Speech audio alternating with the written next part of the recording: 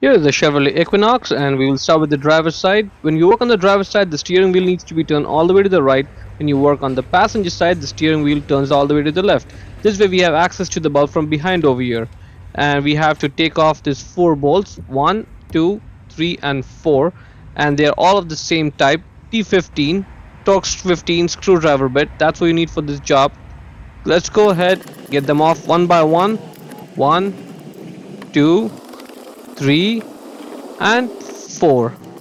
Once all these 4 bolts are off, you can peel this V-liner back, put it in that hole over there and then pull it back and off it comes. This is going to give you access to the bulb holder, which is right over there. Just grab it and then twist it left, and now it's loose and it comes out.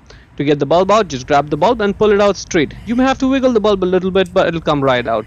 The bulb size is WY21W. Check the link in description to buy the new bulb from Amazon for yourself. Let's go ahead, get the new bulb and then push it down back into the bulb holder to secure it. And now let's put this back in the light. You may have to do some twisting and turning before it sits in properly, just like this. At this point, simply twist your right to lock it and you're done. Let's put the V-liner back in its place. Let's get all the 4 bolts back in their holes. 1, 2, 3 and 4. Now let's just tighten them down. 1, 2, 3 and 4. And that is it. Moving on to the passenger side, exact same process. Make sure the wheel is turned all the way to the left. We have to get those same 4 bolts off.